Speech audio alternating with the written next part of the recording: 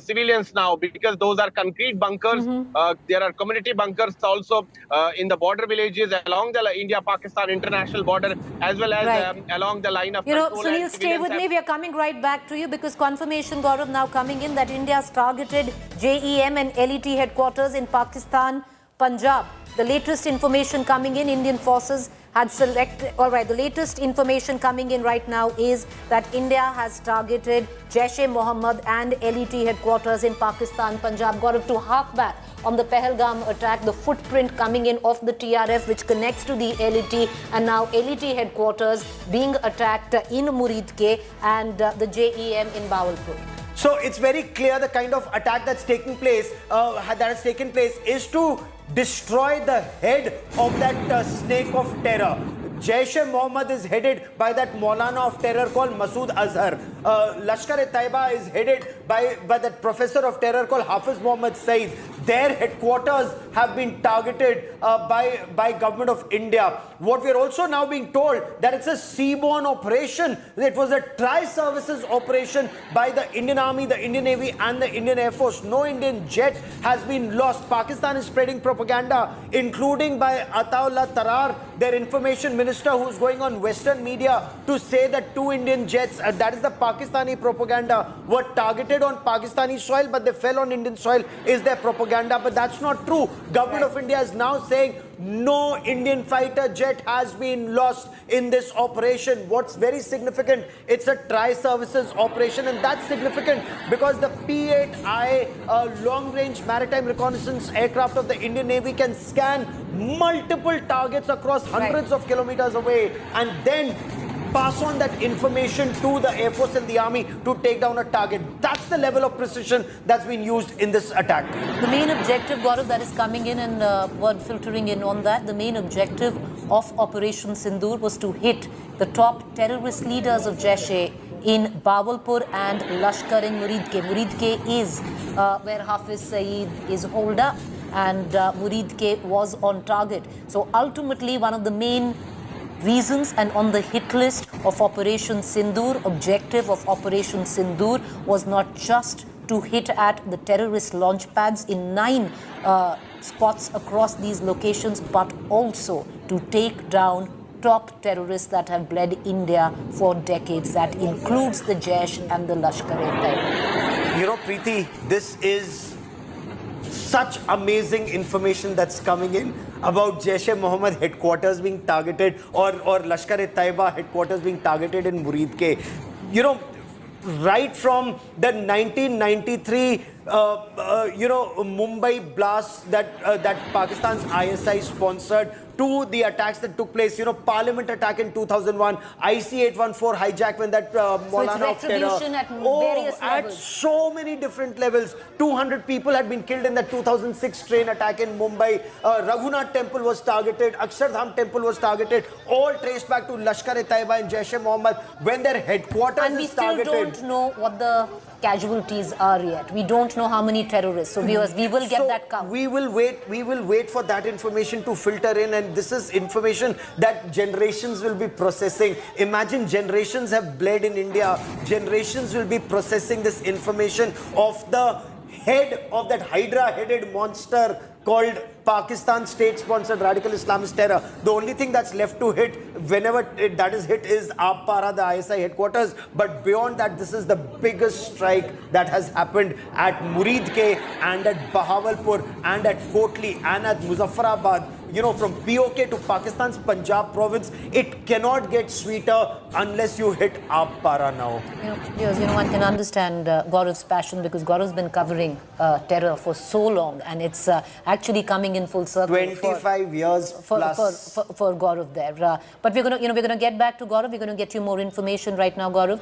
For Operation Sindur, intelligence agency RAW had provided coordinates of 9 places. NSA Ajit Doval held more than 15 meetings with security agencies. So RAW was also involved to actually pinpoint these 9 locations that India would get ready to strike. Prime Minister Modi continuously monitoring this operation at 7 Lok Kalyan Marg. NSA Ajit Doval constantly giving him information. India now will hold a briefing on the attacks at 10:30 this morning. It's 10 5:30 this morning. Gaurav. This is absolutely stunning information that is coming in, and I want to bring in, Preeti, and I want to quickly bring in Mir Farid and Shivani Sharma into this conversation. Some of our finest reporters have been on ground, getting you every twist and turn of India's war on Pakistan state-sponsored radical Islamist terror. Mir, quickly tell us the situation on ground. I believe even north of Pir Panjal, the situation appears to be hotting up.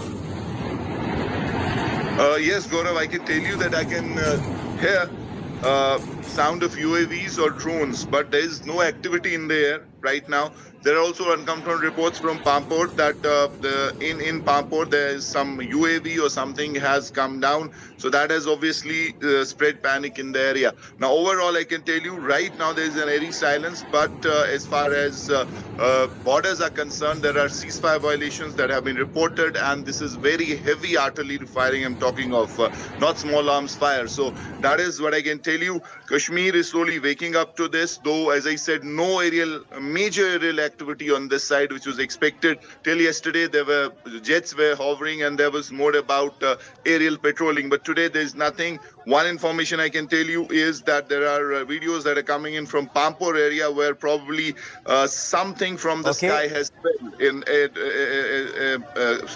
surrounding a compound wall has been damaged. But we're getting that information. Overall, Kashmir is silent, and it seems the area where this confrontation has happened, it is not, at least on this side of the divide, Jammu and Kashmir. So that is something that I can confirm to you. But lot of tension. We have also come to know that flights at Srinagar Airport are suspended. Srinagar Airport operations are suspended. Gaurav. Okay, stay with me. I also want to bring into this conversation Shivani Sharma, who has exclusive details, and she's been speaking to her sources in the Ministry of Defense. Apparently, Pakistanis are reporting a lot of disinformation and misinformation. But get us facts. What's the position right now south of Pir Panjal and in terms of air operations on either side, Shivani? Gaurav, since 1:40 a.m. We started receiving the inputs, and since then here in Srinagar and around, there is not much air activity, as Farid was also speaking, but we have been getting inputs from Rajouri, Punch, we've been getting inputs from Mendhar and Uri sector, where there is heavy artillery firing going on right now from Pakistan's side, and it has been responded well by India's side. But certainly along the borders, our forces are kept ready for any kind of eventuality if it happens, as Pakistan has also given out a statement that it reserves the right of retaliation. But certainly this was a tri-services strike that happened at midnight and destroyed these terror outfits in Pakistan. Major terror outfits of Lashkar-e-Taiba, Jaish-e-Mohammed have been destroyed. They were still waiting to get the actual figure of casualty, but we are being told that this is a substantial damage to these terror outfits in Pakistan and POJK. At the borders, the Indian Air Force is actually ready with all its assets. We are also getting some fake inputs and alerts from Pakistan's side. We all need to verify, because we've been seeing a fake agenda that's been running since past a number of days from Pakistan's side. They have been trying to save their face and bring out fake alerts. And here in Kashmir, we all see that there is activation of assets, monitoring, not only in Jammu and Kashmir, but right in the national capital, where NSA along with the Prime Minister, they've been monitoring this whole Operation Sindur. The Indian Army has strategically brought out posts right when this whole strike was happening, and then they've also said justice has been served, Operation Sindur. So this has been a successful precision strike, one of its kind, by the Indian Armed Forces in synergy. They've been Shivani, doing and planning this together. And I want to come back to you. And maybe you can add to it what we've been given to understand. Scalp and hammer missiles were used in this attack. Shivani, for somebody who's been covering defense for years, what does this mean to you? Can you explain to our viewers?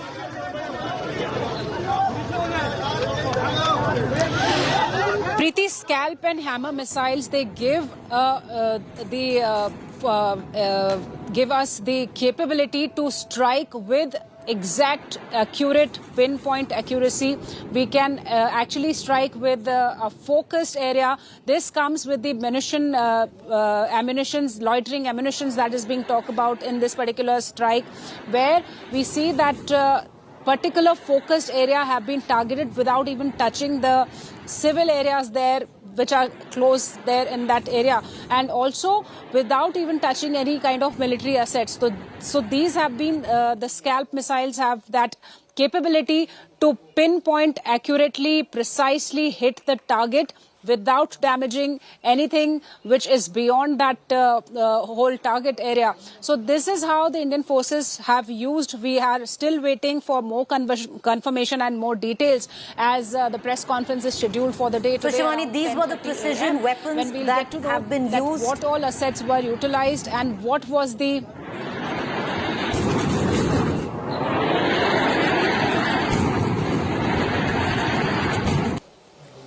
All right, okay. Shivani, just stay with me. Let me also quickly take our viewers. So, word which is coming in, which of precision weapons that were used. Shivani just elucidated that to our viewers. But I also want to take you viewers on the latest information that is coming in right now. I'm also joined right now by Major General Sanjay Meston, defense analyst. General, big news that is coming in is that India specifically in precision targeted Lashkar-e-Taiba headquarters, Masood Azhar and his hideout and madrasas. Special ammunition was used to carry out this attack on 9 terror camps. So both Muridke and Bawalpur, Jaish-e targets and LET targets were on India's radar, and right now all 9 targets successful. Sorry, I can't hear you. There is some, I can't even see the video, please. All right, General Meston, we're going to try and connect to you in just a short while, but I want to bring in Shivani, who's still with us with more details coming in on that. Shivani, can you take us through it? Because word clearly coming in that it was not just terror launch pads, it was not just Jaish terror launch pads or the LET terror launch pads. It was the terrorists like Hafiz Saeed and the other terrorists that were target of this particular strike by India, and sources now telling us 9 targets all successful. Give us details. Hello.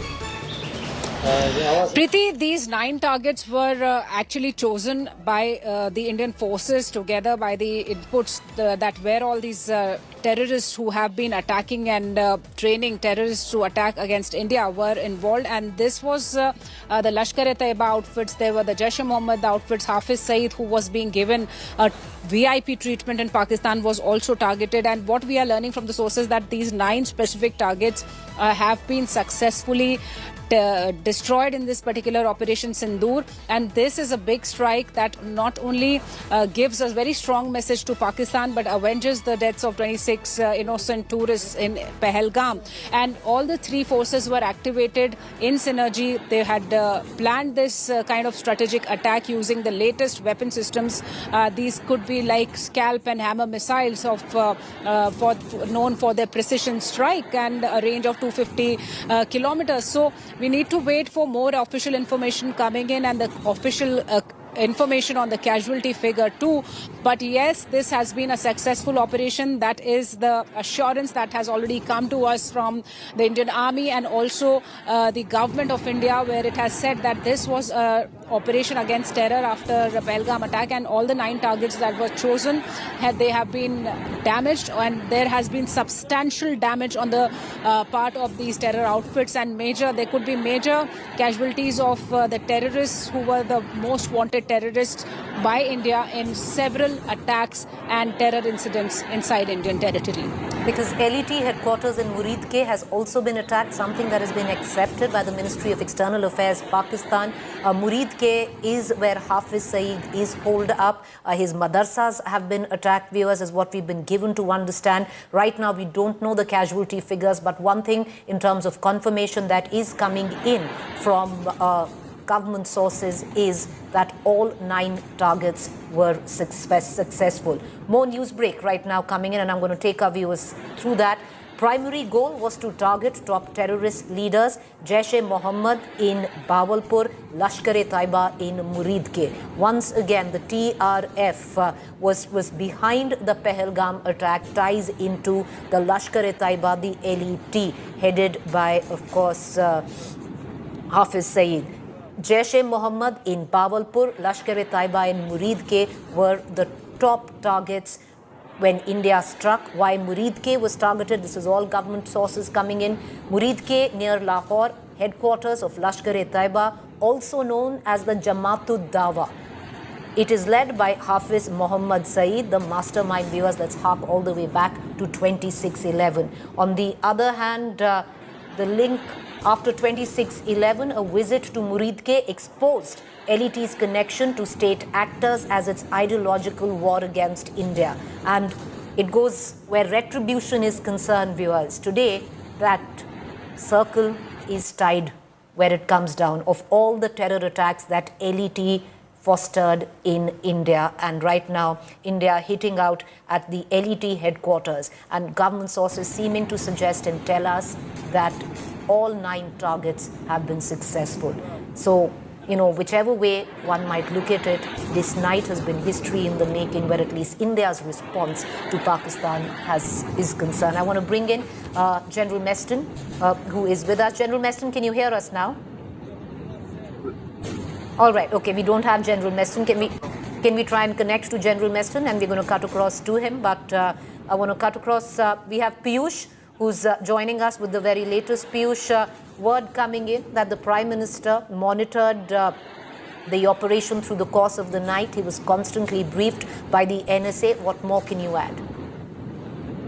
Well, that's right, Preeti. We are learning from the top government sources that PM Narendra Modi has monitored the operation. So throughout the night, he was also briefed by various officials. So remember that in the last 2 weeks, Prime Minister himself has been chairing various meetings. He has been in touch with top officials of the government. He has been meeting with NSA, Home Secretary, Defense Secretary, and various other officials. And now what we are told is that all these 9 targets have been successful, and Prime Minister Narendra Modi has been constantly monitoring the operations throughout the night. That's what the top sources in the government have confirmed to us. So one thing is clear, that all the 9 targets have been successful, and Prime Minister was constantly monitoring each and every development. You would remember that the day Pahalgam terror attack had taken place, Prime Minister had cut short his Saudi Arabia visit, and he was when he was landed in Delhi, he was briefed by NSA, Foreign Affairs Minister, Foreign Secretary, and then the very next day he chaired a cabinet committee on security. And today also, let us tell to our viewers that at 11 a.m.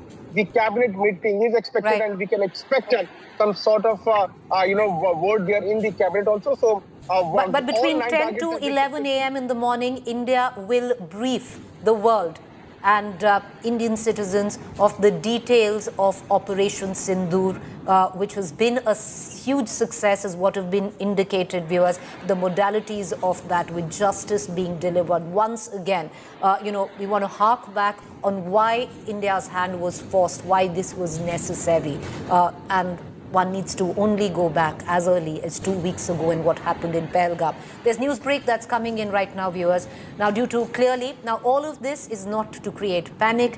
These are all advisories, especially for citizens who are looking at flying to areas like Srinagar, Jammu, Amritsar, Leh, Chandigarh, Bikaner, Dharamshala. Well, Indigo, the airline, has come up with a statement, and I want to bring in Sunil Ji Bhatt on that. Due to changing airspace conditions in the region, our flights to and fro from Srinagar, Jammu, Amritsar, Leh, Chandigarh, Bikaner, Dharamshala are impacted by the current airspace restrictions. So understandably, not to create panic, but standard operating procedure, especially at a time like this. There have been restrictions where airspace is concerned. Sunil, what more can you add?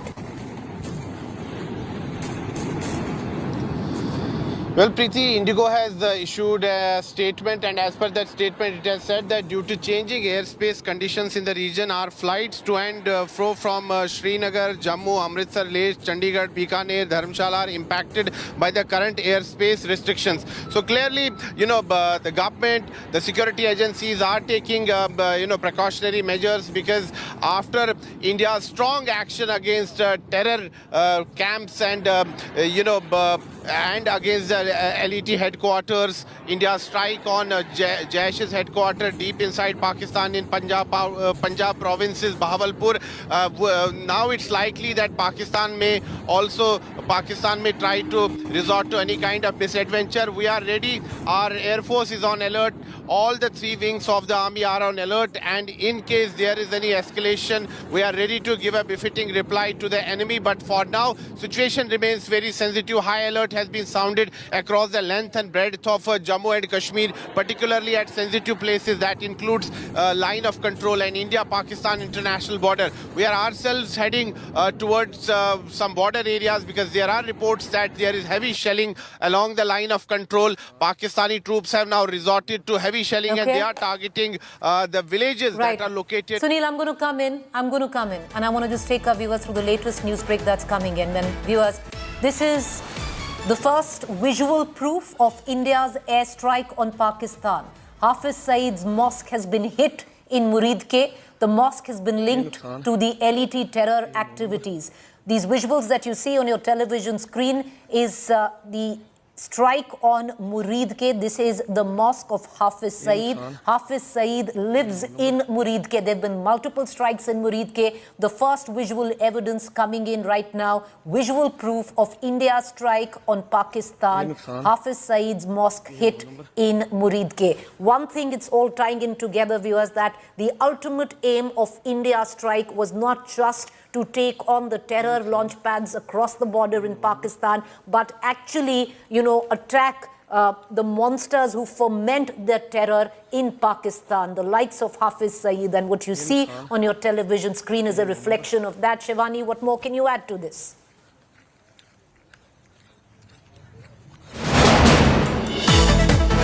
All right, we seem to have lost Shivani. We're going to try and connect to Shivani, but these visuals that you're going to see on your television screen is the first visual proof of the mosque of Hafiz Saeed being hit in Muridke. Once again, I'm going to take you back to the official statement that came out and what our sources seem to suggest, that these were precise strikes that have taken place with precision weapons. And all of these 9 sites were clearly pinpointed by Indian intelligence. The RAW was one of the key figures in identifying these 9 locations across the border, and one of them is Hafiz Saeed's mosque in Muridke.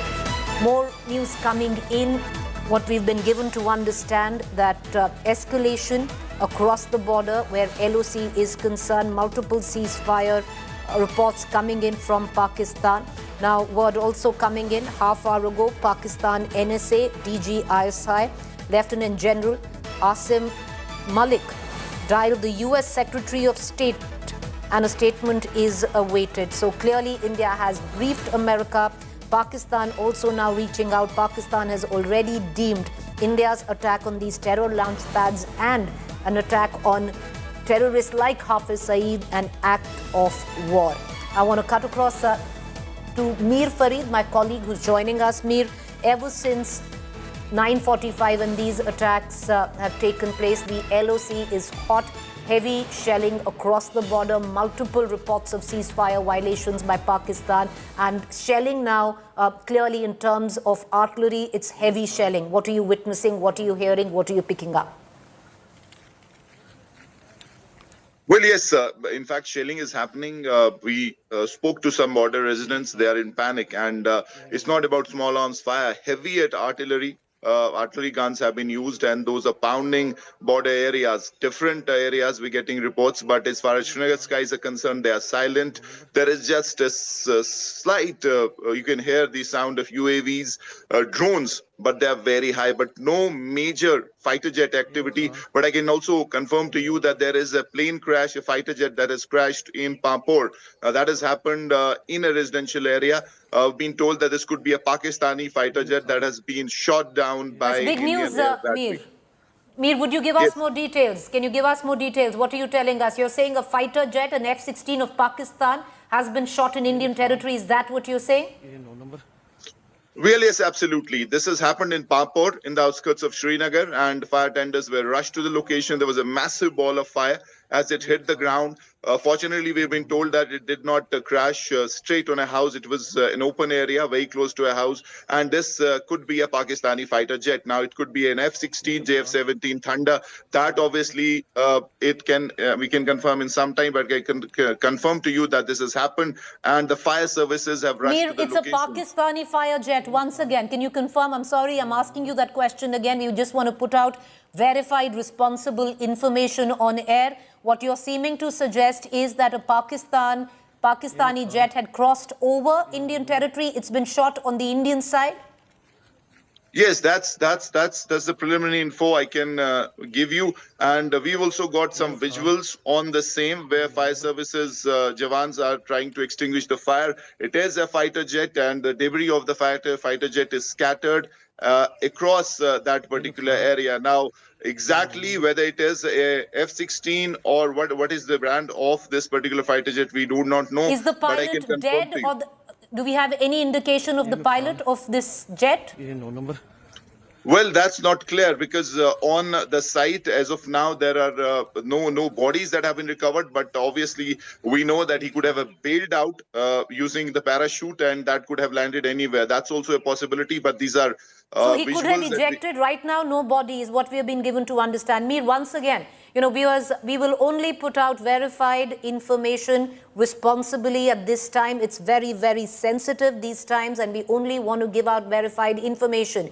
Mir, you're saying that you're confirming to our viewers that a fighter jet of Pakistan has been shot down in Indian territory, Pampore sector. Is that what you're telling us? Yes, absolutely. It is in the outskirts of Srinagar. Initially, they thought that this could be a UAV, but now the visuals that we're getting, I can see those visuals. This is definitely a fighter jet. The fuselage. Mir, I'm going to come right back to you. Hold on to that information. Huge news break that Mir was giving us. I'm going to come back to that. But I want to also take our viewers through the latest news break that we are putting out. Sources have confirmed to India Today that the Indian Armed Forces have conducted airstrikes inside Pakistani territory using Rafale fighter jets equipped with Scalp cruise missiles and Hammer precision-guided munitions. Indian Navy assets also involved for 9 precision strikes carried out from within the Indian airspace, targeting locations across the border. When it comes down to Scalp and Hammer missiles, viewers, these are precision weapons that we've been speaking of, that India has used over the course of the last 2 hours. The information that was filtering in is on these precision weapons that were used in the strike by India in 9 locations in Pakistan. Scalp and Hammer precision munition guided missiles, where the exact location where these missiles need to hit is loaded in and it doesn't deviate from the target. Shivani, you want to add more to this news break? Preeti, what we are getting is that this was a well-coordinated tri-services Operation Sindur, where the air assets as well as the naval assets were also deployed along with the Indian Army. And the kind of weapons that could have been used, because, you know, we are waiting for official confirmation, but what the sources are telling, the kind of precision strike that has taken place, this could have been using the Rafale jets and the Hammer missiles, the Scalp missiles that are known for their stealth technology. They cannot be detected in the radar easily, and they can fly up to a low altitude of 30 kilometers. So this could be one of the missiles that has been used against this terror outfit, all these 9 targets that have been destroyed now in Pakistan. And remember, in the naval assets also, the naval assets that were being deployed there, we were seeing that there were some inputs of the P-8I, that is a naval aircraft used for reconnaissance and surveillance purposes. So this was a well-coordinated effort by the armed forces. The missiles that have been used are Hammer and Scalp missiles that are known for their precision strike in a range of around 250 kilometers, and they can fly up to a low altitude without being detected. The stealth technology, the lethality of these weapons is well known, and thus it is being indicated that these could be the weapons that were used in this. So Shivani, you're actually telling us that this was a tri-service missile strike. This is huge because this is coordination between the Army, the Air Force and the Navy, and in all possibilities, Shivani, So this is how this coordinated operation went on, and we are waiting for more official inputs, Preeti, as the press conference is scheduled for the day at around 10:30 in the national capital, where we'll be getting more details of the casualties to the kind of execution that this was done in this operation, and what all weapon systems and assets were utilized during the operation, and what are the future plans. Shivani, as we already what we can have been confirm, reporting that there are retaliations. Shivani, what we can confirm, it was a coordinated tri-service missile strike. And that is huge because it was a coordination between all 3 forces, a tri-service missile strike on these Pakistan targets. All right, we don't seem to have Shivani with us. We're going to try and cut across to our other reporters getting us more. But viewers, I want to... All right, we do have Major General Sanjay Meston with us, defense analyst. General, can you hear me now? General, can you hear me?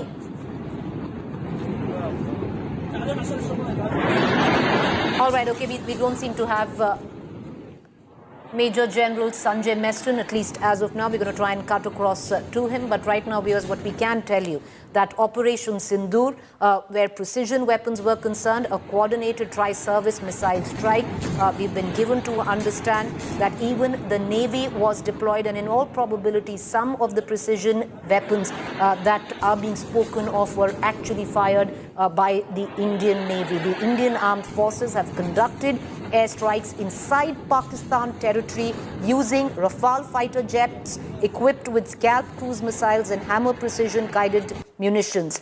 Indian Navy assets also involved for 9 precision strikes carried out from within Indian airspace, targeting locations across the border. Shivani, what more can you add to this? Because it does seem that all of this was a well-coordinated tri-service missile strike on Pakistan. Preeti, certainly this was a well-coordinated tri-services operation. That's what the release also says, that the Operation Sindur was a well-carried-out strike against the terror outfits at different locations in Pakistan and POJK. In fact, these 9 targets have been neutralized, they have been destroyed, and the kind of execution was done was well indicated in advance since last 2 weeks, when we were seeing all the 3 Navy all the 3 chiefs, including the Navy chief, the Air chief, and the Army chief. They were briefing the Prime Minister in the presence of Raksha Mantri, the CDS and the NSA. So it was quite indicative of the fact that all the 3 forces will be coordinating for a kind of strategic action that they will be taking ahead to neutralize and avenge the deaths of the 26 people in Pahalgam. And that's what has happened. What the sources have been indicating to us, Preeti, that the Navy was also involved, and we've been seeing how the operational drills were in action in the Arabian Sea. A lot of demonstrations were shown. Even the BrahMos was activated in one of the operations that we saw right after the Pahalgam attack. And we also saw how the P-8I aircraft of the Indian Navy was also conducting some drills in this whole area in the Arabian Sea. That means this was a closely coordinated operation between the 3 forces, the Indian Army, the Indian Air Force and the Indian Navy. The kind of assets jets that have been indicative of being used are the Rafale jets, the Sukhois, and the other fighters of the Indian Air Force that have carried out this precision strike against Pakistan's terror outfits. And very important out here to mention that none of the military infrastructure or the civilian infrastructures have been hit in this kind of strike. That speaks about the precision, and this also involves munition, loitering munition, that is the most advanced munition that is used for a specific target in a focused area. So a localized target in a specific area can be hit hard with whole lethality. These missiles that we are speaking about, it has been indicated by the sources, Preeti, that these missiles could have been used in this kind of operation. These are known for their lethality, their stealth, their precision on the targets, pinpoint targets, and the low altitude flying, 30 to 40 meters of altitude that can be taken. So we need to understand that this was a well-coordinated operation of the best of our weapon systems, techniques, and collaboration synergy. What India has been working on since past few years on the synergy between the forces, the Indian Army, Navy, and the Air Force. And in this particular Operation Sindur, that synergy also shows, that target also shows, the lethality and the stealth weapon system usage is very evident. Preeti. Well, you know, ultimately, viewers, this is retribution. 2 weeks down, it's retribution. Maybe if there is something called closure to family members of the 26 innocent lives that were lost in the Pahalgam airstrike, the Pahalgam terror strike. All right, viewers, we're getting in more information right now, and I want to bring in Sunil G. Bhatt, who's going to take us through all the 9 locations that were hit, struck by India. Sunil ji, you want to come in and give us more details? All right, we have Mir Farid with us. Mir, Bawalpur, Muridke, Gulpur, Bimber, Chak, Amru, Bagh, Kotli, Sialkot, Muzaffarabad are the 9 locations which are hit. All of them where the intelligence was amassed by RAW, all of them terror launch pads, some of them hideouts of terrorists like Hafiz Saeed. Absolutely, Preeti. This has taken quite a bit of homework as far as intelligences and the armed forces are concerned, because these are all hideouts of the Jaish-e-Mohammed Lashkar, especially Jaish-e-Mohammed, because while we have been repeatedly saying that they have been operating in shadow names like PAFF, like TRF, Kashmir Tigers, but we know that the mothership obviously is the Jaish-e-Mohammed, and we know who are operating Jaish-e-Mohammed and from where. So this is based on intel inputs from agencies, and on the basis of which these targeted attacks have happened, precise targeted attacks against locations of Jaish-e-Mohammed, especially Lashkar, in these 9, at least 8 to 9 sites which are in and around POK, Muzaffarabad. And we know that post the Pahalgam attack, and considering that Pakistan was expecting a response from India, some of these sites or terror launch pads and camps were vacated. But there were still reports that there were camps where there were Jaish and Lashkar terrorists. They're very much present, and it seems that all these sites have been targeted. One thing that has been made clear from the Indian side, from the army, is that no civilian assets, no Pakistani civilian assets or army formations have been targeted. It is precisely targeting the terror infrastructure, which has been bleeding India since ages. So that part has been made clear, though there are now reports coming in from Pakistan. Their DGISPR and others have said that, in fact, spoken about some casualties, at the same time saying that they will retaliate at their time of choosing and at their own time. So that threat has come from Pakistan. And Preeti, I can also tell you that a fighter jet, as we have reported, has crashed in Papur. And in fact, we'll in some time, although we've got the visuals, get complete reports, because right now, even the security forces, the police hasn't reached the location. Based on eyewitness accounts and fire and emergency accounts, that it is a fighter jet. There is fuselage. There is a complete the damage to the fighter jet's parts are scattered everywhere. So that information I can confirm to you. But yes, a massive strike where all built forces, be it the army, all parts of the defense, the tri-services, their assets have been used to damage and to smash the terror infrastructure in Muzaffarabad, in and around POK. Preeti? All right, so we gave out details of 9 locations, the terror pads where India struck. But, Mir, I want to get you back in. You mentioned, once again, I want to take you through the details that are coming in of a wreckage of a fighter jet in Pampore sector is what you're speaking of. Pakistan fighter jet that crossed over to Indian territory has been shot down. We don't know whether the Pakistani pilot is dead or alive.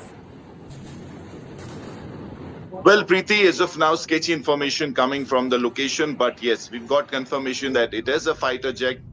Exactly which fighter jet, which brand, we do not know. We also have no confirmation about the pilot. So that obviously is something that will be clear in some time. But it was a massive fireball that locals reported. Post that, the Fire and Emergency Services Department was informed. And luckily, it has fell in between houses. It has smashed a compound wall. But we've been told that no one has been hurt on the ground. So that is a bit of fortunate news coming in, because it's a very congested area in Pampore where this incident has happened. A fighter jet that has crashed. And right now, in fact, I can tell you the wreckage is scattered all over. The fuselage, the nose, everything is evident. So we'll get to know in some time exactly in fact, which plane and what exactly was the nature of this particular crash. You continue to stay with me. Joining me right now is U.S. Congressman Sri Thanedar, who's given out a statement supporting India, saying my statement on Indian strikes targeting terrorist infrastructure, terrorism should not be tolerated. Sri Thanedar is joining us with us.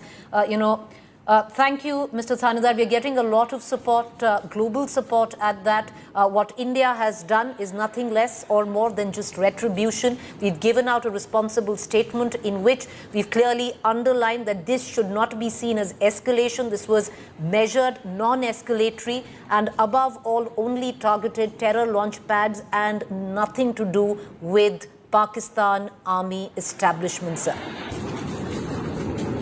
Yes. The question, the question that I'd want to ask you is, India has briefed America. Pakistan has also gotten in touch with America. Now, will there be considerable global pressure on Pakistan? Because technically the ball is now in Pakistan's court. Pakistan deems what we have clearly defined as a retaliatory measure to attack terrorism as an act of war. That's right. And, what I've asked the U.S. State Department to do is do a thorough investigation, investigate the attack in Pahalgam, where innocent Hindus were killed. That needs to be investigated, needs to be found out. Initial indications are that Pakistan has supported these terrorists. This is a state-supported terrorism act is what it looks like right now.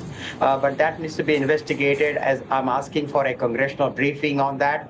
But this is a time of need, and the United States must stand by India as India fights terrorism.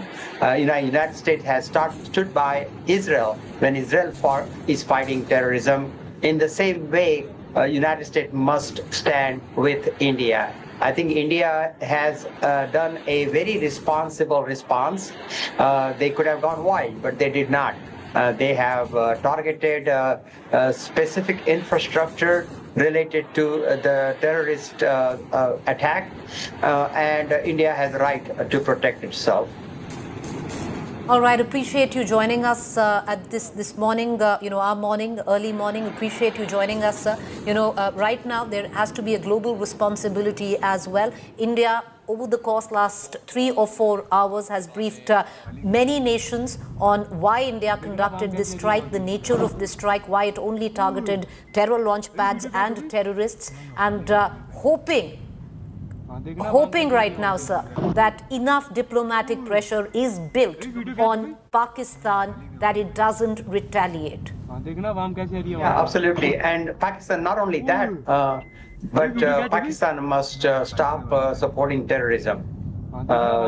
this is something that United States can use its relationship with Pakistan to ask for that, demand that.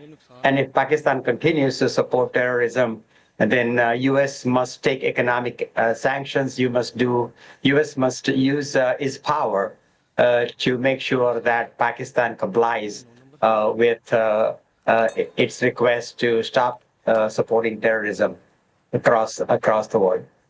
Appreciate you joining us, Mr. Thanedar. Thank you there, and for your solidarity and your support. Appreciate it. All right, viewers.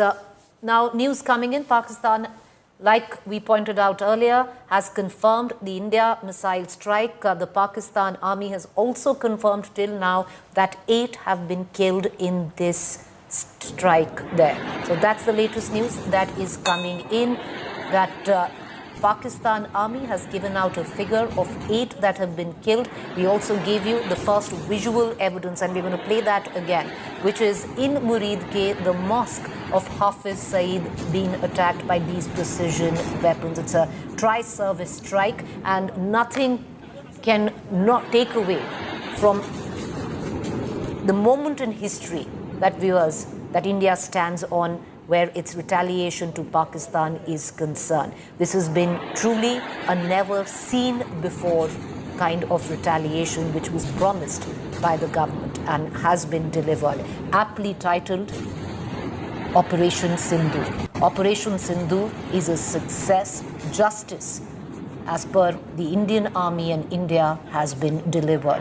The reason why this operation was called Operation Sindur because there were many young couples who, after getting married for their honeymoon, newlywed, had gone to Pahalgam, and there the husbands were picked and killed on the basis of their faith of being Hindu. I want to immediately cut across to my colleague Shivani, who's joining us live for more. Shivani, initial information coming in from Pakistan. The Pakistan Army has confirmed that 8 have been killed in this strike by India.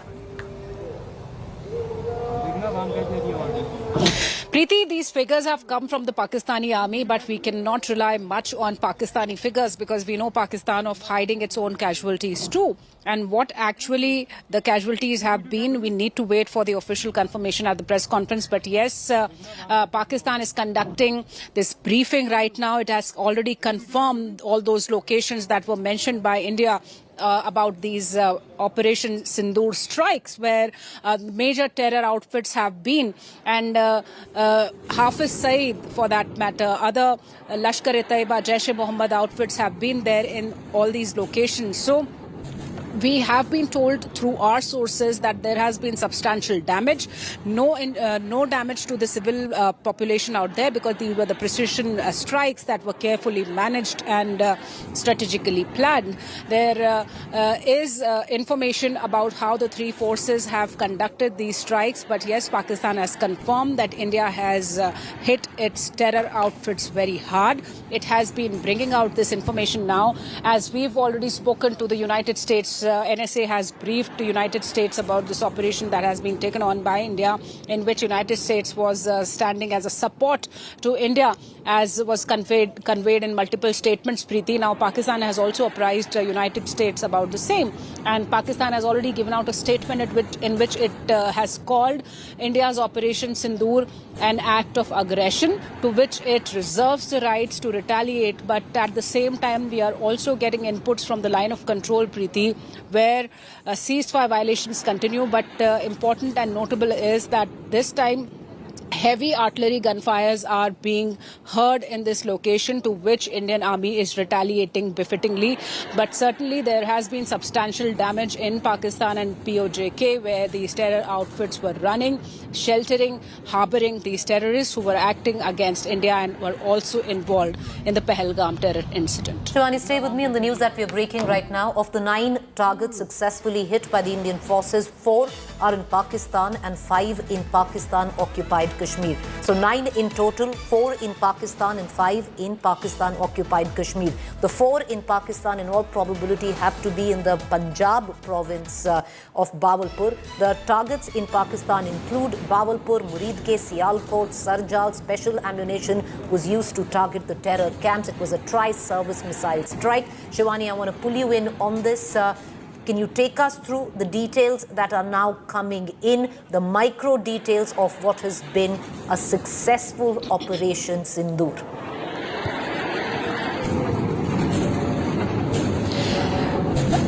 Sure, Preeti, this has been a strategically, meticulously planned operation by the Indian Defence Forces, not only Army, not only Air Force, but Indian Navy, Air Force and the Army all together. They had planned the strategic precision strike against the terror outfits in Pakistan and POJK in different areas where 9 locations have been hit and neutralized, causing substantial damage to the terror outfits in this location. And the kind of ammunition that was used seems to be loitering ammunition, loitering munition that we say, because this is important to understand that India does not want to escalate any kind of tension, any kind of war with Pakistan. India believes that only and only the perpetrators, the terrorists, should be hit hard. No civilian should be damaged in this whole process. That is why specific choosing of these particular weapon systems was done. And we have to wait for more official confirmation on this, Preeti. But we know that how India has been transforming and having these kind of modern weapon systems that can be used for precision striking without causing any damage to the other targets other than what we want to. So these are the 9 specific locations, a focused, measured, precise operation that was carried out in Pakistan, because what the statement also says that no military outfit or no military infrastructure was touched during these strikes which were carried out in Operation Sindur. No civilians were hit. Only these particular terror outfits where we've been seeing as the bases, the hubs of major terrorists who have been acting against India, be it Lashkar-e-Taiba or the Hafiz Saeed, who's been given a shelter out there, being treated as a VIP. So there might be substantial inputs on the number of casualties, the terrorists who have been destroyed and neutralized in this particular attack, and also the kind of weapon systems that have been utilized and used by the Indian forces. This was a coordinated, precise operation by the Indian forces, to which we were seeing a lot of deliberations happening in the national capital under the monitoring of Prime Minister Narendra Modi, who is still monitoring the whole situation while this operation was carried out, Preeti.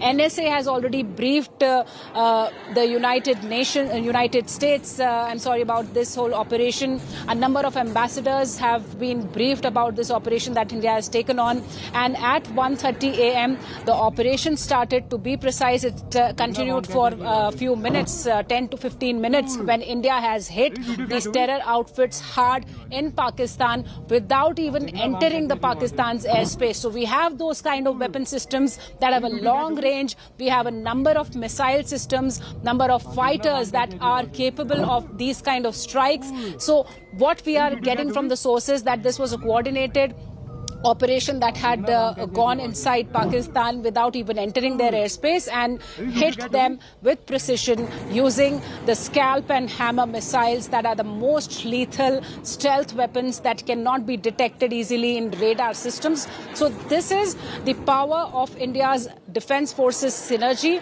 and the modernization that India has been carrying out in past few years, Preeti. But yes, the situation is still developing. Indian forces are all deployed and on a high alert, not only in Jammu Kashmir, but on all the borders and inside also, as we were reporting of a mock drill that was to be conducted today around 4 o'clock. So we have to see that how the situation develops, what happens next, because LOC is activated. We've been reporting how heavy artillery firing goes on there in different sectors, to which India has been retaliating, and India is ready for any kind of action if Pakistan gets into any misadventure after Operation Sindur. Preeti. You know, Shivani, continue to stay on with me. Viewers, there's more breaking news coming in, and once again, none of this is to spread panic, just to give out information, because there are going to be travel advisories. There is going to be restriction where airspace is concerned, and I want to bring in Sunil G. Bhatt, because after Indigo, Sunil, now Air India has come up with its own travel advisory where many flights to many locations, especially where Rajasthan, Punjab, Kashmir are concerned, stand cancelled. Will you give us details? Yes, Preeti, Air India has issued an advisory a short while ago, and as per that advisory and as per the statement that has come, the Air India has said that it has cancelled its flights from certain locations: Jammu, Srinagar, Leh, Jodhpur, Amritsar, Bhuj, Jamnagar, Chandigarh, and Rajkot. And these flights have been cancelled till 12 noon, and after that a call will be taken that what needs to be done next. And there are two international flights en route to Amritsar that are now being diverted to New Delhi. Remember, Amritsar is located right next to India-Pakistan international border. So all kind of precautionary measures are being taken, and this is being done in view of the escalation of tensions between India and Pakistan. But India has hit Pakistan hard, and Pakistan has been taught a lesson. Pakistan did not mend its ways. Time and again, India urged Pakistan to stop exporting terror, to shut its terror factories, but Pakistan continued to sponsor terrorism against India. And recently, what happened in Pahalgam, a horrific terror attack took place. Innocent people were targeted, and this was the tipping point. And now we decided to hit Pakistan hard, not only in Pakistan-occupied Jammu and Kashmir, but we have hit the targets of Lashkar and Jaish deep inside Pakistan, in Pakistan's Punjab province, and this is huge. And that is why now high alert has been sounded across the length and breadth of Jammu and Kashmir, particularly at sensitive places, whether it's the line of control and India-Pakistan international border. What we are learning from our sources is that Pakistan is resorting to heavy shelling right now along the line of control, particularly in Poonch district. Civilian villages have also been targeted. We are ourselves on our way to the border areas, and we are going to get ground reports from there. Preeti, back to you. You know, Sunil, you might want to add to it, because as we're going to go along, viewers, we're going to give out information little by little, the fine print of what has been a hugely successful and historic operation that India has carried out with acute precision, viewers. More details coming in now. We gave you the list of the 9 locations that India has struck. Now, there is a new terror control room, or was, hopefully, a new terror control room in Muzaffarabad, which is in POK, from where Pakistan Army and the ISI plan major infiltration bids on Indian soil. The plan for infiltration of Jaish terrorists was always prepared from the new control room 88, built in Muzaffarabad, Pakistan. It was the launch pad of Jaish. The terrorists used to go to transit camps called Savai Nala in Muzaffarabad, Pakistan, for infiltration with the help of the Pakistan Army, and this is what was struck by India. The terrorists from Muzaffarabad were always bought for infiltration from the Dudhnia launch pad, 98 kilometers away from the transit camp of Savai Nala. So all of the 9 spots that India chose, curated, viewers. If you could curate terror launch pads, India did exactly that. The RAW was involved, intelligence agencies were involved, and 7 of these locations were picked, and only precision weapons were used to attack these 7 locations. Very responsibly after that, India gave out a statement stating that this is not an escalation. This was measured. It had to happen, especially after Pahalgam, and India only attacked terror launch pads and nothing to do with installations of the army. On the other side, clearly Pakistan is reading this as an act of war and is looking to retaliate at a time of its own choosing. India at the back of, kid you not, what is history in the making. Kid you not. What has happened is history in the making of India's retaliation to Pakistan, of constantly fomenting terror. But as we go on, we're giving you, the fine print, the details that are coming through of what has been a super successful, a super historic and successful Operation Sindur. Retribution, revenge, and if one can call it, closure to 26 families and their loved ones who lost their loved ones in the Pahalgam terror attack. Closure at some level for them. Aptly titled, and sadly, there's a bit of irony to it, Operation Sindur, because many young women lost their husbands newlywed on their honeymoon to this terror attack at Baisaran Meadow in Pahalgam. These visuals that are coming in would possibly burn into the memory space of anyone who would think of fomenting trouble or terror in India again. This is payback, viewers, and this is as big as it gets. I have with me Ankit Kumar, my colleague, who's going to take us through the 9 locations that India picked, curated as terror hotspots and targeted them with precision weapons. Ankit. So Preeti, the entire list, although the official announcement from the Indian Armed Forces is yet to be made, but going by whatever official word that has been put in so far from Indian side, as well as the press conference that was just addressed by the DG ISPR from Pakistan Army, we can divide the entire area into 2 parts. First was the HQ. When we talk about Bahawalpur, when we talk about Muridke again is so critical. You know, we talk about Pahalgam. What about justice for 26/11? You know, when 26/11 happened, all the subsequent reports pointed out to Muridke. That was the place where people like Ajmal Amir Kasab, they were recruited, they were trained, right? So a Lashkar HQ in Pakistan, again Bahawalpur, Jamia Subhanallah. Very interestingly, DG ISPR said east of Ahmadpur. He did not say Bahawalpur, right? East of, because everybody understands Bahawalpur is Jaish-e-Mohammed HQ, right? Interestingly, you know, in March first week, India Today, we did a story, we brought a story. We showed using satellite pictures how the HQ of Jaish-e-Mohammed in Bahawalpur has been expanding in size, and that was very much visible in satellite imagery. That was only 2 months back. So Bahawalpur has been targeted. As per Pakistani military, it's Ahmadpur East. So what we are given to believe is that Jamia Subhanallah, the HQ of Jaish-e-Mohammed, has been targeted. We now have confirmed visual evidence from Muridke that the entire mosque has been taken down. So unlike this is Hafiz Saeed's mosque. This is Lashkar-e-Taiba HQ. This is the place where 26/11 perpetrators came from. This is the place where recruitment happens. All the dossiers point out way back from 2009. All these dossiers, they all point out to this place called Muridke. And now we have visual confirmation, unlike, you know, Balakot, where very precise weapons were used. Only satellite imageries were in place at that point of time. And now we now have visual confirmation based on local social media accounts who have posted these videos 2-3 hours back, confirming that visual damage can be seen.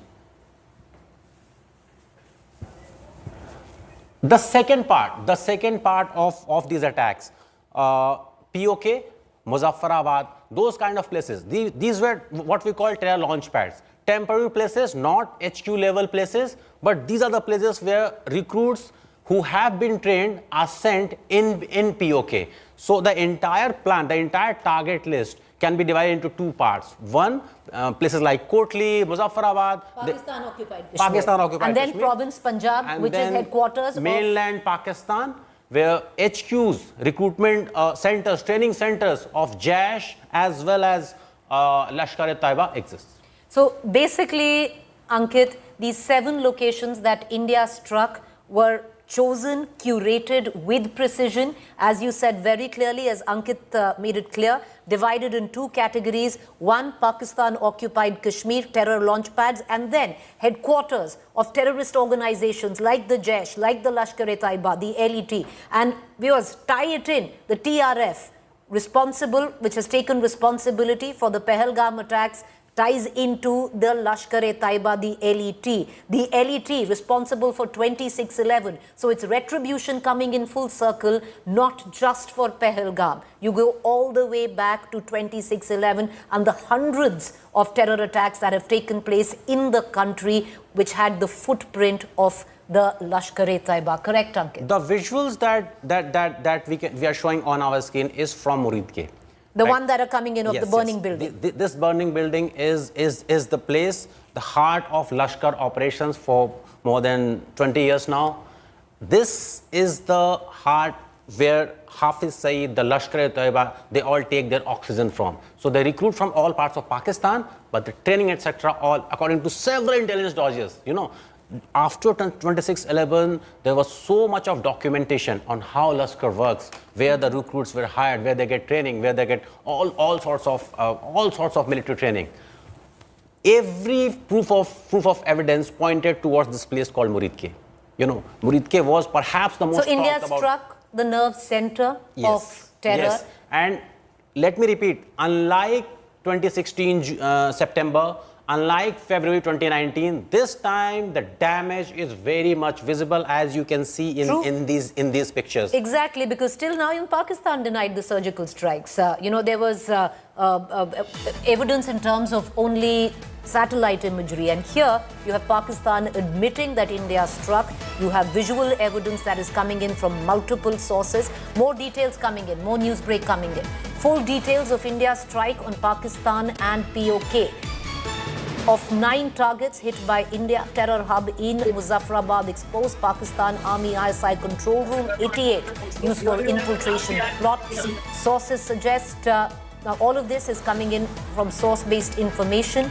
Pakistan Army and ISI plan major infiltration operation from this new base. The control room, codenamed 88, used to coordinate Jaish terror moves. Jaish launch pad active inside Muzaffarabad facility. Infiltration blueprints regularly made in control room 88. Pakistan Army ISI-backed terror network uncovered. Terror launch operations traced to Muzaffarabad hub. And that is what was attacked and struck by India in the missile strikes. Munish Pandey, my colleague, joining us for more. Munish, what more can you add? Well, Preeti, it appears that India is struck where it was needed the most, and that is why very specifically the input were not only received but it was materialized also, because this time India has struck on the control room of Jaish-e-Mohammed. There is a place in Muzaffarabad called Sawai Nala. It is 98 kilometers away from Muzaffarabad, and that place was used by Jaish-e-Mohammed as a control room. It was codenamed 88, and with the help of ISI, with the help of Pakistan Army, many activities were planned against India. So this was a terror hub as far as Pakistan is concerned. ISI was fully involved in this. Even Pakistan or army was involved in the operations of this Jaish-e-Mohammed control room. But now what we have been given to understand is that this place was targeted by India, and now it has been struck down in the Indian strike, which is in Muzaffarabad. So it's a huge success, not only for Indian Army, not only for India, but as far as India's action against terrorism is concerned. Remember, India, this Muzaffarabad reference came just within 24 hours when the Pahalgam terror attack took place, and that time there was credible information that even the terrorists who were involved in this terror attack, they were from Muzaffarabad, they were trained in Muzaffarabad, and that is why this input was particularly developed. All the information was gathered, and later when the inputs were confirmed in today's strike, this particular control room has been struck down. Preeti. Well, you're right there. Vengeance, revenge, retribution, whatever we might call it. History has been scripted, viewers, today. And it ties in not just to Pahalgam, with multiple terror attacks that Pakistan chose to bleed India with. I want to also bring in, Munish, with what Munish was elucidated, Ankit, this is the second part that you were speaking of, because at one part you spoke of mainland Pakistan, which of course the province of Punjab, Muridke, targeted the headquarters of the Lashkar-e-Taiba. On the other hand, the code word 88, where it was the headquarters of the Jaish, which was Pakistan-occupied Kashmir. So, I know we are calling it Operation Sindur, but this again, and it is so important to reiterate, this is not only limited to Pahalgam. When we talk about Bahawalpur, why Bahawalpur is so critical? You remember the Parliament attack. You remember the Pathankot airbase attack. All these attacks are linked to Jaish-e-Mohammed. Jaish-e-Mohammed HQ, again, Bahawalpur in Pakistan. And this Bahawalpur was not an easy target. There is a Pakistan Air Force base in that particular city. So for the Indian Air Force to be able to strike a place. Can I cut you short? And the reason I'm doing so, Ankit, is entirely because the US Secretary Marco Rubio has tweeted out, and I'm just quoting, "I'm monitoring the situation between India and Pakistan closely. I echo POTUS's comments earlier today," that POTUS is, of course, the President of the United States of America, "that this hopefully ends quickly and will continue to engage both India and Pakistan leadership towards a peaceful resolution." This is very important, viewers, because right after India conducted these strikes in Pakistan, it put out a press release where it clearly stated that this should not be read as escalatory. This was a very, very measured response only to target terrorist launch pads and terrorists, and did not touch any military establishment or installation. And what really needed to be underlined in India's response at that point of time, viewers, was this should not be seen as escalatory. Pakistan, on the other side, has called what India's attack on terror an act of war. Now, India, immediately, the NSA Ajit Doval reached out to America, briefed America on the nature of India's attack on Pakistan and why it needed to conduct it, and especially the locations where it has attacked Pakistan. And on the other hand, Pakistan has also, viewers, reached out to America. Will there now be considerable global pressure? Because the ball technically is in Pakistan's court. Pakistan can choose to look at this as India's attack on terror, however, in the kind of language expected that is coming in from the Pakistan army, from the Pakistan dispensation, political dispensation, seems to suggest that Pakistan would be looking to escalate it. We're already in a place of high escalation where there's heavy shelling going on across the line of control. And from here on, will there be enough global pressure on Pakistan to not retaliate on what was a rightful strike by India? Listen in to the President of the United States of America. No, it's a shame. We just heard about it just as we were walking in the doors of the Oval. Just heard about it. I guess people knew something was going to happen based on a little bit of the past. They've been fighting for a long time. You know, they've been fighting for many, many decades. Any message to and centuries, actually, if you really think about it. No, I just hope it ends very quickly. No, it's a shame. We just heard about it just as we were walking in the doors of the Oval. Just heard about it.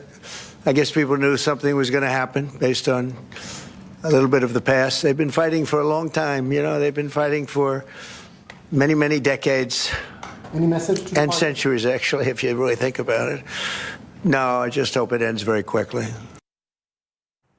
All right, so at the back of it, after being briefed by India, Ajit Doval, NSA, we have also been given to understand that Pakistan has also reached out to the United States of America. The US Secretary of State, Mark Rubio, has tweeted out a short while back saying, "I'm monitoring the situation between India and Pakistan closely. I echo what the President's comments earlier today, that this hopefully ends quickly and will continue to engage both India and Pakistani leadership towards a peaceful resolution." I want to connect right now immediately to SP Vaid, former DGP, Jammu and Kashmir. SP Vaid, how do you read the situation currently? The LOC, hot, heavy shelling, not just small weaponry. We are looking at, mortar, artillery shelling coming in where the LOC is concerned. Also word coming in of India of bringing down a fighter jet from Pakistan in the Pampore sector. See, Honorable Prime Minister promised taking revenge of what happened in Pahalgam, and I think the Indian Armed Forces, all the three services have,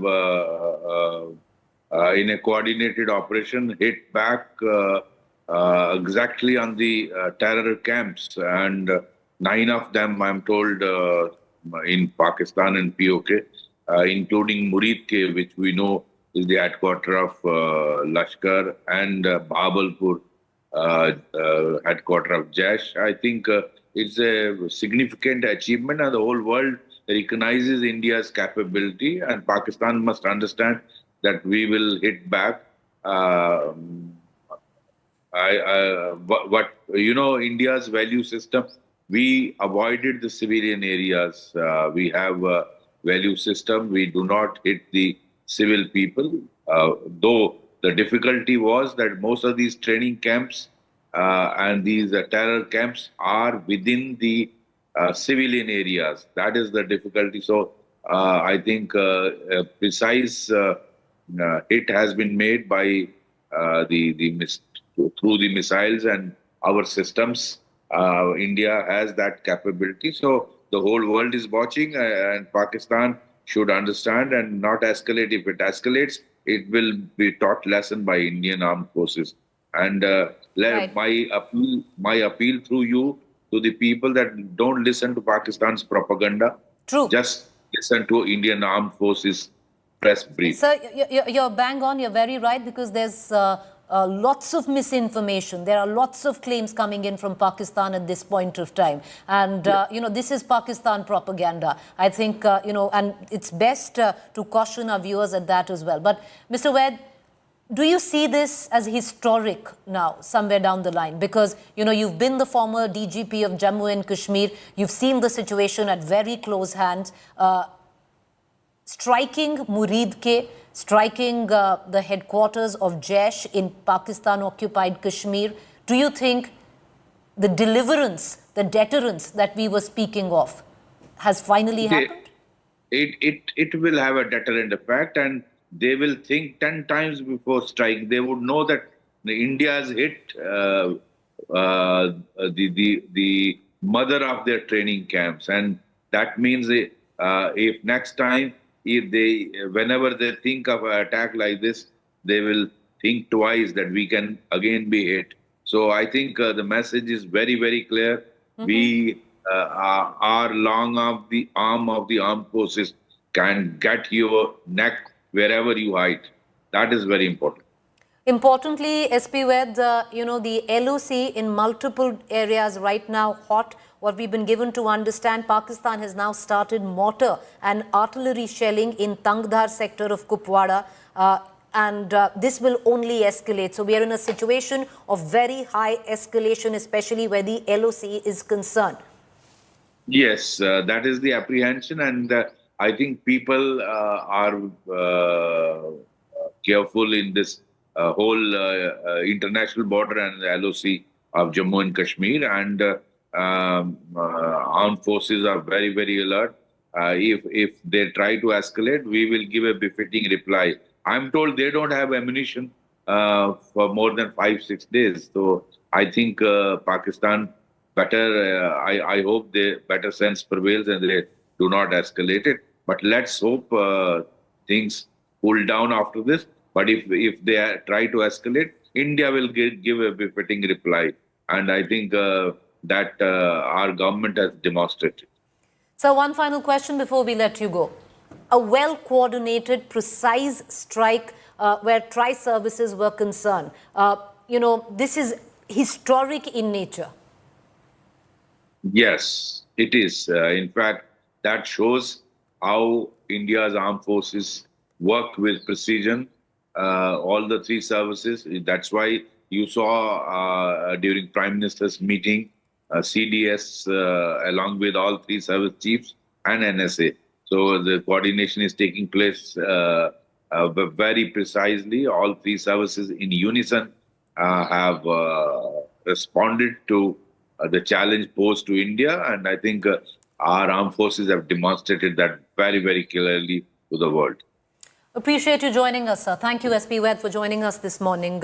Once again, viewers, one thing that we cannot emphasize enough on this morning, this would be our red letter day, where Operation Sindur is concerned, where India's response to terror, and this is history in the making when it comes down to that, because this will go down in the annals of Indian history of how India retaliated. It doesn't just tie in to retribution or response or retaliation where Pahalgam is concerned. You can go all the way back to 26/11 and the multiple terror strikes that Pakistan has bled us with.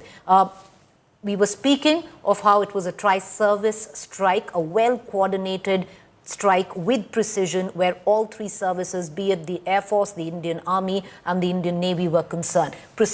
Weapons of precision were used. Scalp cruise missiles, long-range air-launched cruise missiles. Their range is over 500 kilometers. And what is, one of their biggest factors that it strikes with precision. The warhead, 450 kgs broach warhead. Guidance, GPS, inertia, navigation system, launch platform. यहाँ पर आप देख सकते हैं कि लोग भी काफी यहाँ पर आ गए हैं। हम इनसे बातचीत करने का प्रयास करते हैं। भाई साहब, मुझे बताइए कि जिस प्रकार से जो पाकिस्तान के जो आतंकी ठिकाने हैं उनको हमने ध्वस्त कर दिया है, यहाँ पर मुझे बताइए क्या कहेंगे आप? जो देर रात जो कार्रवाई हुई, पता नहीं हमें। अच्छा, अभी आए? हाँ, अभी आए। तो रात भर क्या माहौल था यहाँ? पता नहीं हमें, हम सोए हुए थे। तो अभी आप बाहर आ गए?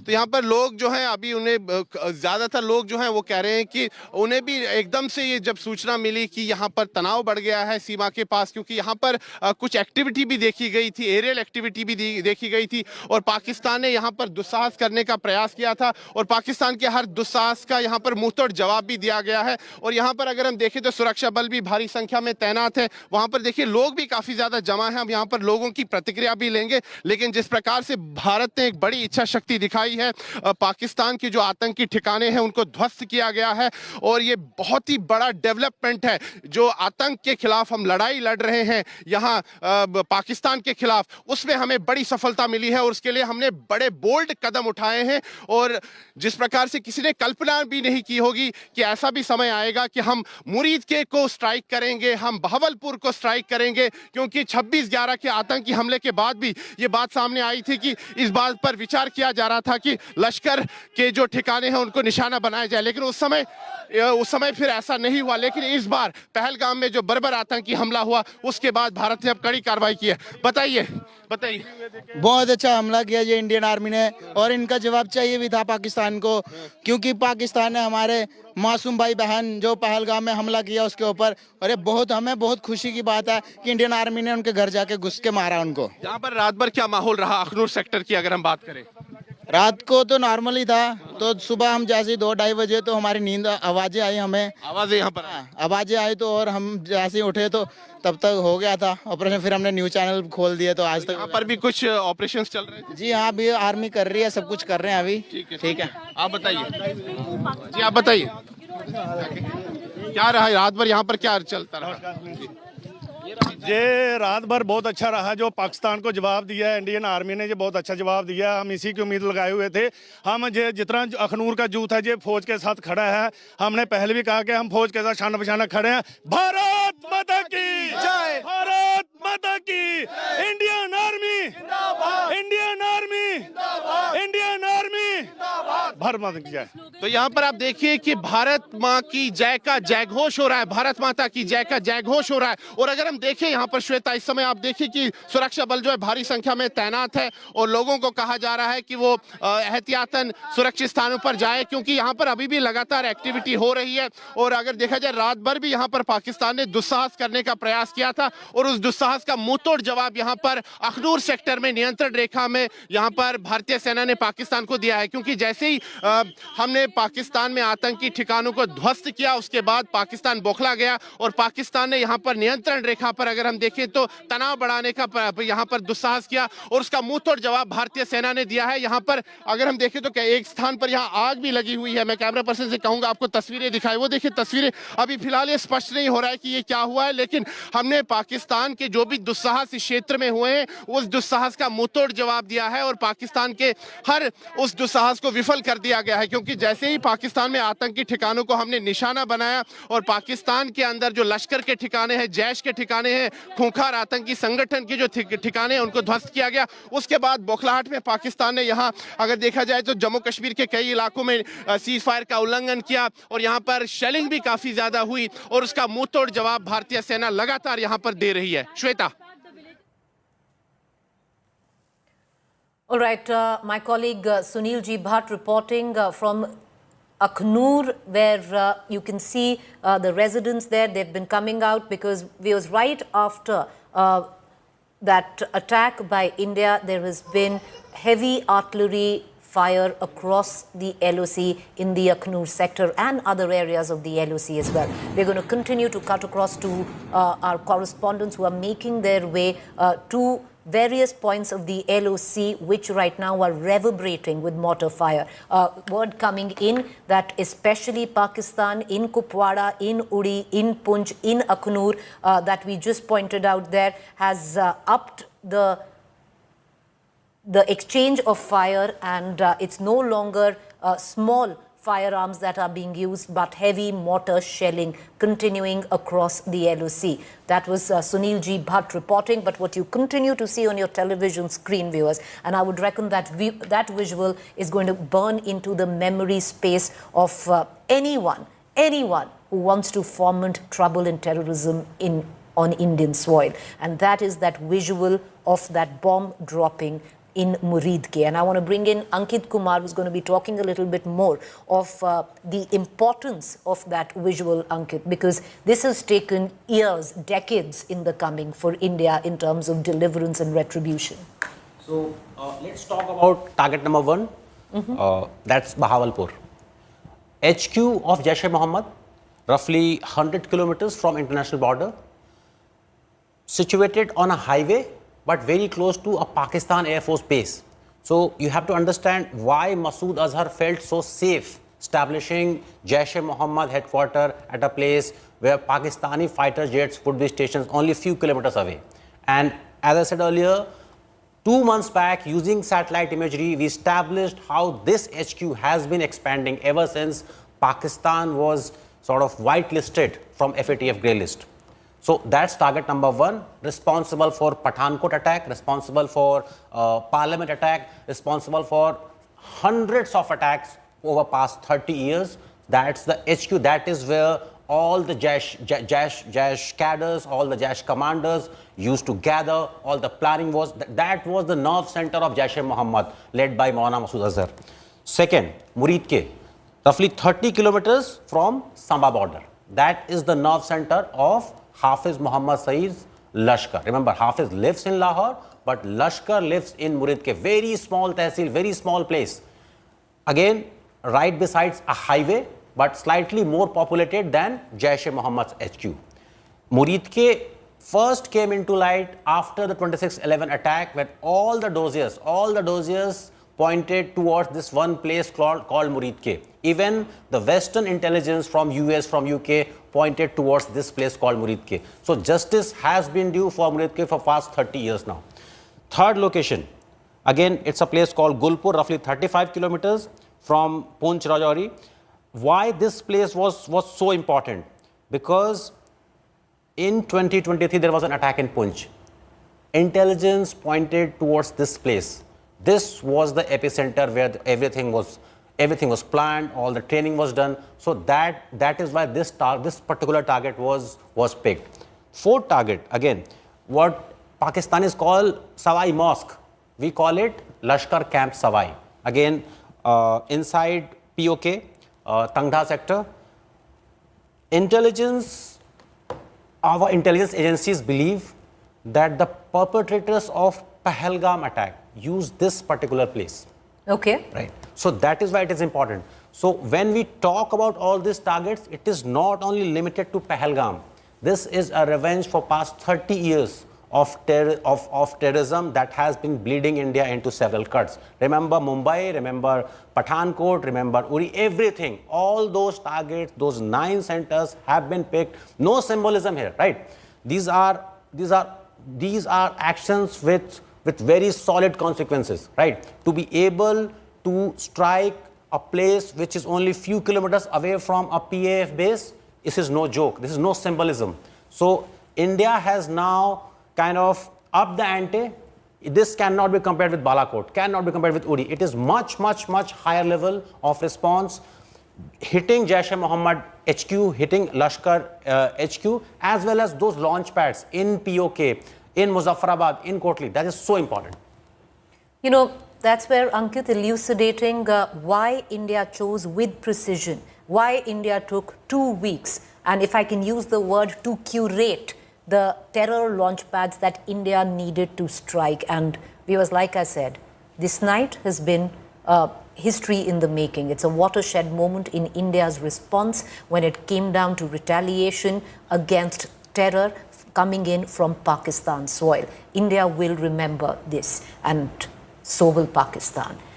Till now, what we do know is, we are expecting a press brief where the statement that has come in from the army, that justice have been delivered, Operation Sindur has been a success. You have the defense minister who said Bharat Mata Ki Jai. And at the back of it, just right after, India conducted these strikes on Pakistan responsibly. As a responsible nation, we put out a press release in which what really is that needed to be read were 4 lines, where India said this is not escalation. This was a measured, non-escalatory response. It also said that India only targeted terror hotspots and launch pads and did not strike any Pakistan military establishment or installation. At the back of it, Pakistan admitted to these strikes, however, called this an act of war. India striking on these terror outfits, calling it an act of war. I want to cut across. We have Sunil G. Bhatt and Asim Basi with us. Sunil, what's the latest? You're at the Akhnur sector, lots of shelling where the border areas are concerned across the LSC. What are you picking up?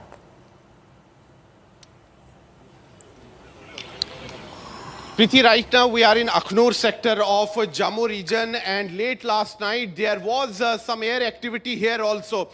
India carried out strikes on the terror hotspots in Pakistan as well as in Pakistan occupied Jammu and Kashmir. Lashkar's headquarters, which is located in Muridke, there many places were targeted, as well as in Bahawalpur where Jaish's headquarters is located. And as far as Akhnur sector is concerned, after India carried out strikes against Pakistan, Pakistan tried to indulge in a misadventure, and there was air activity here in Akhnur sector also, and Indian army gave a befitting reply to Pakistan here. And right now you can see that a large number of people have come out of their homes, and because as soon as they learned that there was retaliatory action by India, the people came out and they are here boosting the morale of our jawans. We will speak to the locals here. यहाँ पर रात पर क्या हुआ, यहाँ क्या माहौल? रात को कुछ आवाज़ ही आई थी को 2-2:30 बजे के करीब, तो सारे लोग जागे थे उस टाइम, कुछ पता नहीं चला, पर अब धीरे धीरे सुबह पता चला है कि पाकिस्तान के ऊपर अच्छी स्ट्राइक की है भारत ने, और मुंह तोड़ जवाब दिया। जो पहलगाम में हमारे लोगों को उन्होंने शहीद किया, उनको करारा जवाब दिया गया है इसमें। हाँ, तो यहाँ आप बताइए, जो मुंह तोड़ जवाब दिया गया है पाकिस्तान को, क्या कहेंगे उस पर? अच्छा किया, होना भी चाहिए था। काफ़ी देर हुआ है, परेशान थे, जो 28 लोगों को जाने गई है, इसी वजह से अच्छा किया जो स्ट्राइक किया, बहुत अच्छा। You can see that people are expressing their happiness that Pakistan has been given a befitting reply. We have carried out strikes deep inside Pakistan, including Pakistan's Punjab province, but 2 locations, Bahawalpur, Muridke, and we have also hit the terror hotspots in Pakistan-occupied Jammu and Kashmir. This is huge and unprecedented, because even after 26/11, there was talk about targeting the Lashkar headquarters in Punjab province, but at that time this was not done. But this time this option has been explored. Big will has been, a strong will has been shown by the government, and Pakistan's terror factories have been targeted, and a befitting reply has been given to Pakistan. And here, as far as Akhnur sector is concerned, you can see that large number of people have come out to boost the morale of our Jawans. There you see that a large number of Indian Army personnel are deployed here. They are maintaining strict vigil because all through the night there was air activity here in Akhnur sector also, and Pakistan tried to indulge in misadventure, and a befitting reply was given by the Indian Army to Pakistan's provocation. Right now there is the strict vigil here near the line of control here in Akhnur sector. People have come out, they are chanting Bharat Mata Ki Jai slogans, they are boosting the morale of the army personnel, and they are also reaching out to the army personnel and asking them whether they need any food or... All right, we seem to have lost Sunil. We're going to try and connect back to Sunil, but I want to bring in, because these images, viewers, once again, just look at these two splitting images. And Ankit will weigh in on this image, Ankit, because this was what Hafiz Saeed's mosque in Muridke looked like. Basically, the LET headquarters looked like before India's strike, and this is what it looks like after. Slight correction, Preeti. The mosque on the left is the Bahawalpur Jamia Subhanallah Mosque. So that belongs to Masood Azhar's Jaish-e-Mohammed. So we're going to correct that. We're going to correct the location. Visuals on the right is Muridke, the nerve center of Lashkar-e-Taiba. So what you see on your left is an aerial shot of Jamia Subhanallah, which is Jaish-e-Mohammed. Which is Jaish-e-Mohammed's headquarters in Bahawalpur. This is what we call the nerve center of all entire Jaish operations. Remember, in 2019, India struck Balakot. Balakot was kind of a intermediary place, right? The main spot, where the action actually begins, that is Jaish-e-Mohammed's headquarters in Bahawalpur. Intelligence suggests that Jaish chief Masood Azhar was here as recently as last year in November. Remember, we had put out satellite pictures that showed that this place actually has been increasing over past 2-3 years. Satellite pictures confirm that. There are intelligence intercepts that shows Rauf Asghar, Talha Saif, all these people continuously gathering at this place. Even recruits from all over Pakistan, even from Afghanistan border, they are brought at this very place for training, for indoctrination, and this is the actual launch pad, right? From this place, they are sent to places like Balakot, places like POK, Kotli, Muzaffarabad. But this is the place Masood Azhar believed was so secure because of the presence of PAF base in this particular city. So this is probably the first target, the most high profile target that has been hit in this operation. The visuals that you are seeing is again a very smaller place called Muridke, HQ of Lashkar, operational HQ, if I may say so. First came in limelight after 26/11 because when Azmal Amir Kasab was arrested, he gave out details of his training of his accomplices. All these people were taken to a place called Muridke. They were given armed training. They were provided details how to conduct 26/11 attacks. So when we try to sum up this entire operation, this is not only a revenge for Pahalgam. It is revenge for 26/11. It is revenge for Pulwama. Remember, Pulwama again Pulwama in 2019 was done by Jaish-e-Mohammed. Balakot happened because Jaish-e-Mohammed Jaish-e-Mohammed had a base in Balakot. But again, the nerve center of Jaish-e-Mohammed was not Balakot. It was this place. It has been since 2001. So this is perhaps the most high-profile terror target. It is equivalent to US hitting Abbottabad in 2011, if not bigger than this, because in this particular case, there's not one target. You have 9 targets, and at least 2 of them have been hit. At least 2 of them are the operational headquarters, Muridke as well as Bahawalpur. These are operational headquarters of Jaish-e-Mohammed and Lashkar-e-Taiba. You know what he's also elucidated is that why Muridke was picked, viewers, because this is redemption, as it comes. It's retribution and it's payback. payback for decades of terror that Pakistan has bled India with. I want to cut across right now, go to my colleague from the Atari border. All right, okay, before we cut across to the Atari border, Arvind Oja joins us from Uri. Arvind, what's the latest? देखिए प्रीति, सबसे पहले बताऊं, India today के पास सिर्फ ये जानकारी है, 2 बड़े ठिकाने जो पाकिस्तान में मौजूद हैं उनको उड़ाया गया है। जो जानकारी मिली है उसके मुताबिक जो लश्कर तोयबा का हेडक्वार्टर है, जिसका नाम मरकज तोयबा कहा जाता है, उसको उड़ा दिया गया है जो ये अटैक हुआ है उसमें। और ये हाफिज सईद का ब्रेन कह सकते हैं जो मुरीदके में मौजूद है, उसको इंडियन एजेंसीज ने, भारतीय सेना ने मिसाइल अटैक में उड़ाया है। जबकि जो दूसरा जो बड़ा आतंकी ठिकाना है वो है मसूद अजहर का मस्जिद सुभान अल्लाह, उसको उड़ाया गया है। और ये दोनों ठिकाने पूरी तरह से ध्वस्त हो चुके हैं जो हमें जानकारी मिली है। बकायदा जो भारतीय खुफिया एजेंसी रॉ है उसने इन जो हाइडआउट्स है, जो ठिकाने हैं, उनको बकायदा आइडेंटिफाई किया था और उसके बाद ये 2 ठिकाने वो पूरी तरह से उड़ा दिए गए हैं। ये हमें जानकारी मिली है अभी अभी।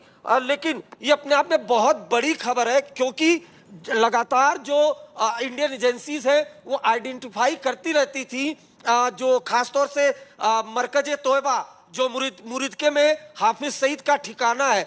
लश्कर के सारे आतंकवादी यहीं पर ट्रेनिंग लेते हैं।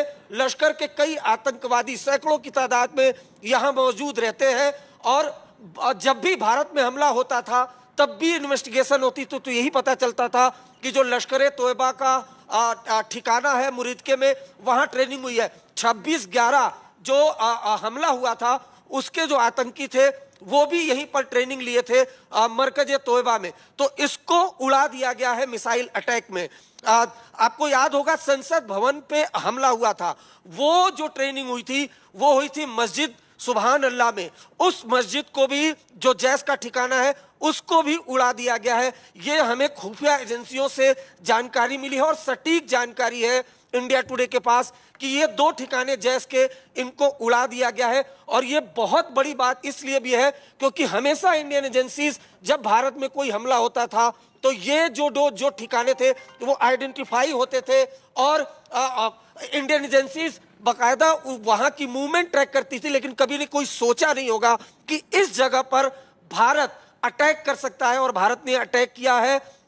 मरकज तोयबा जो हाफिज सईद का जो लश्कर का हेडक्वार्टर आप इसे कह सकते हैं, इसको उड़ा दिया गया है। जबकि दूसरा जो बहावलपुर, पाकिस्तान के बहावलपुर में जो मस्जिद सुभान अल्लाह है जैश की, इसको उड़ा दिया गया है। ये 2 ऐसे बड़े ठिकाने हैं जहां पाकिस्तानी की खुफिया एजेंसी ISI, पाकिस्तान की आर्मी, वो बकायदा हाफिज सईद से एक तरफ मरकज तोयबा में मिलकर मीटिंग करती थी और भारत में हमले की प्लानिंग करती थी।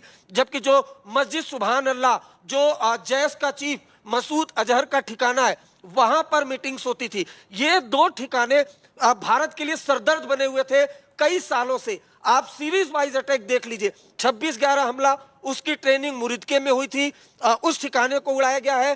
संसद भवन पे जो हमला हुआ था वो मस्जिद सुभान अल्लाह में बैठकर उसकी प्लानिंग हुई थी, उसको उड़ा दिया गया। तो ये भारतीय खुफिया एजेंसियों के जरिए इंडिया टुडे को एक्सक्लूसिव जानकारी मिली है, हमारे पास उसकी तस्वीरें भी हैं, उसको उड़ा दिया गया है। Go ahead. I know a lot of journalists from Western countries would be following our broadcast, and we know that Pakistani military was planning a trip for journalists to Muridke, to Bahawalpur. It was scheduled today, and they will be questioning, they will be given sort of evidence that India has hit civilian targets. My one bit of advice for all of them: don't trust Indian agencies, don't trust Indian intelligence sources. Go check what David Coleman Headley told FBI. Go check what he told FBI. He said that he visited Muridke. It is in his confession. David Coleman Headley, currently in US jail, arrested by the FBI, has testified that he received trainings at Lashkar headquarters in Muridke. And as Arvind was saying, it was unthinkable. It was unthinkable that India would be in a position to hit a place like Muridke someday. So this is very important.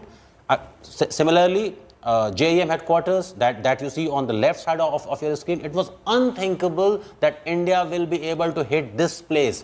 POK, Balakot was kind of, similar. But to hit places like Jamia Subhanallah, to hit places like Markaz-e-Taiba in Muridke, it was unthinkable, and there are enough evidence. There's enough evidence as to why this place as well as Muridke has been the heart of terrorism that has been bleeding India for several decades now. Well, Ankit, you are right, because the propaganda machinery of Pakistan is already overworking. There is so much disinformation, viewers, right now that Pakistan is trying to spread at the back of India conducting these strikes on terror launch pads in Pakistan is amazing. So, everybody's a little richer than buying in to just that with what Pakistan has to say, because, that propaganda machinery is churning over time. And let's cut across right now, viewers. I want to go, we have Mir Farid, who's joining us with more information coming in, because at the back and of India's strike on these terror launch pads and where these terrorists live, 9 areas in Pakistan, there has been heavy shelling, mortar shelling now coming in from across the LOC, from Pakistan's side, in multiple areas where the LOC is concerned. There is also a travel advisory, and once again, this is not about panic.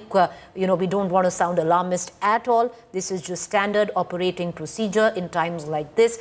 Airlines like Air India, like Indigo, if you have a flight to Kashmir, if you have a flight to border areas, or Jodhpur, or Jaisalmer, or Punjab, then do check before you go in, because there have been changes that have been made where these flight schedules are concerned. I want to cut across to Mir. Srinagar Airport, Mir, right now stands suspended for any civilian operation as well. What more can you add? Yes, Preeti. In fact, as you rightly said, a lot of propaganda online, a lot of fake news being peddled, but we'll basically bank on facts and what we get to know from official sources and reliable sources. Right now, I can tell you, Srinagar Airport civilian operations have been absolutely shut. Srinagar skies are silent. There was a lot of fighter jet movement around 1 a.m. to 2 a.m., but post that there has been silence. So also, we're getting reports that at least 3 locations there have been reports of fighter jets, UAVs that have crashed in Jammu and Kashmir. One in Pampur, where I'm standing. Behind me, a school was hit. This happened at around 2:30 in the morning. And it is a fighter jet. I can confirm to you this much. And I can also tell you that this perimeter has been secured by security forces. And this fighter jet has crashed right in between a house and a school. Fortunately for the locals, it is a congested area. No one, in fact, one child has been injured in this, that much I can confirm to you, but no casualties. The remains of this fighter jet are scattered in a large area, so the Air Force is trying to secure the perimeter. We also do not have any information about the pilot, but yes, a lot of tension, and as you rightly said, All right, Meera, I'm going to continue to come back to you, but viewers, once again, you cannot emphasize enough on how historic this night has been, where India's strike for retribution is concerned. This will be recorded as a watershed night or a red letter day when it comes down to India retaliating to Pakistan, when it comes down to terror. Cutting across to Gaurav Sawant. Hello and welcome to an India Today special broadcast. It's a big, big day.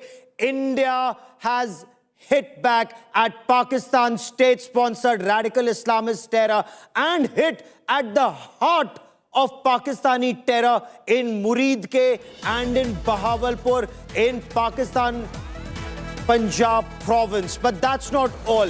India strikes Pakistan after Pahalgam, and it's not 1 or 2, but 9 different targets across Pakistan and Pakistan-occupied Jammu and Kashmir that have been struck overnight. Precision strike by the Army, the Navy and the Indian Air Force. Simultaneous strikes from 3 different locations at 9 different locations in Pakistan and Pakistan-occupied Jammu and Kashmir. And this is India's Operation Sindur. Remember what the Pakistani terrorists did in Pahalgam? They wiped out the Sindur of Indian Hindu women when they killed their husbands. The 25 Indians and 1 Nepali citizen were killed. India has hit back.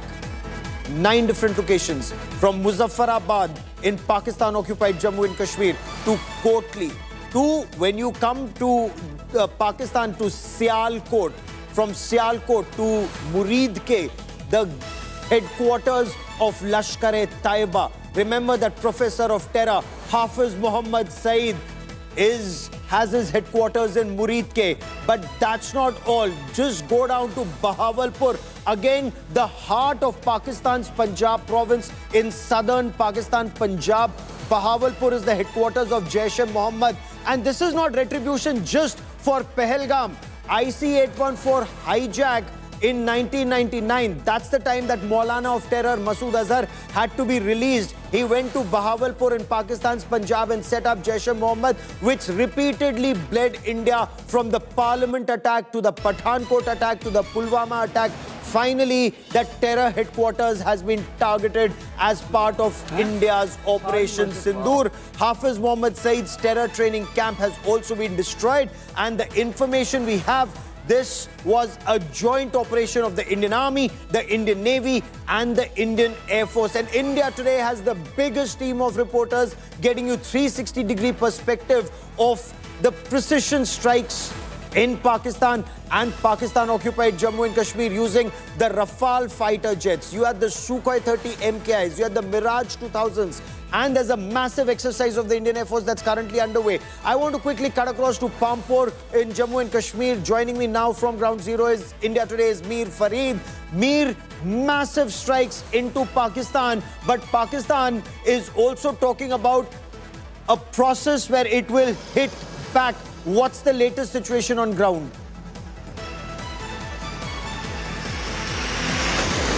Well, Gaurav, obviously, a lot of tension. 2-3 things I can confirm to you straight away is that the Srinagar Civil Airport, civil traffic has been shut at Srinagar Airport. And right now, I'm in Pampore. Now, as we have been reporting since morning, early morning, that there's a fighter jet that has crashed in this particular location. The remains of this jet are scattered in a large area. Air Force, Garud commandos, and everyone has come to the location. The periphery has been completely sealed. But just to give you an idea of where it has happened, I'll ask Tariq. This is the tree. In fact, the chinar tree has taken the brunt of this particular crash, because otherwise a civilian built-up area and there could have been casualties. Right now, we won't speculate whose plane is this. Obviously, defense officials will come up with clarity on the same. But we've been told that at least 3 such incidents have happened across Jammu and Kashmir at 3 locations, and all 3 locations being secured by the Air Force and the Stay with me for a moment for the benefit of viewers who are joining us. I want to get you the latest. 14 days after the Pahalgam terror attack by Pakistan, India strikes back.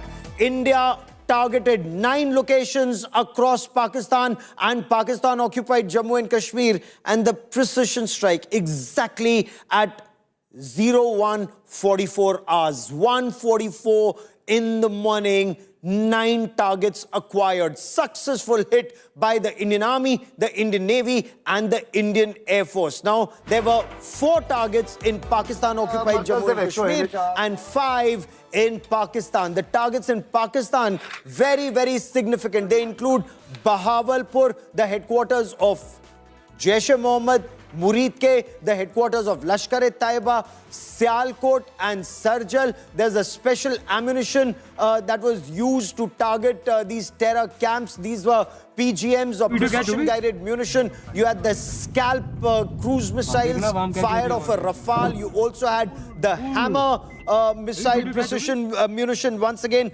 Hammer as in highly agile modular munition of an extended range that can hit a target almost 70 kilometers away, and the Scalp cruise missile, also known as the Storm Shadow, that can hit a target more than 500 kilometers away.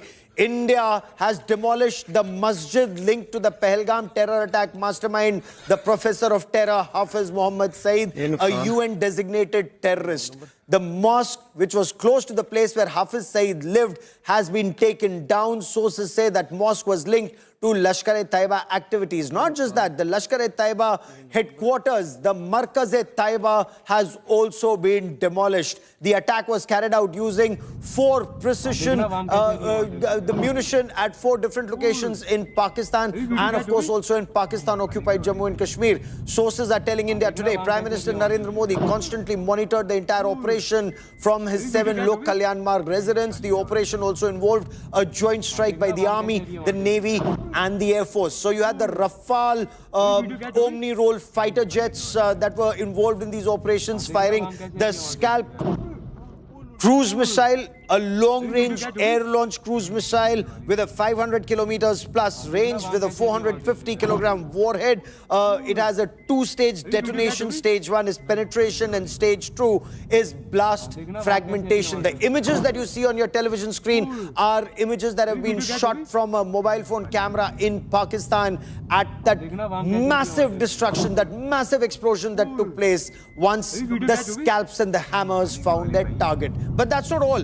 Seaborne strikes were also carried out as part of the coordinated attacks at Bahawalpur. India, of course, has now informed global powers after the attack on Pakistan terror training camps and launch pads. Sources tell India Today top Indian diplomats have spoken to their counterparts, not just in the United States of America, but also in Russia, the United Kingdom, Saudi Arabia, and the United Arab Emirates immediately after the strikes. National Security Advisor Ajit Doval, he briefed his US counterpart Marco Rubio.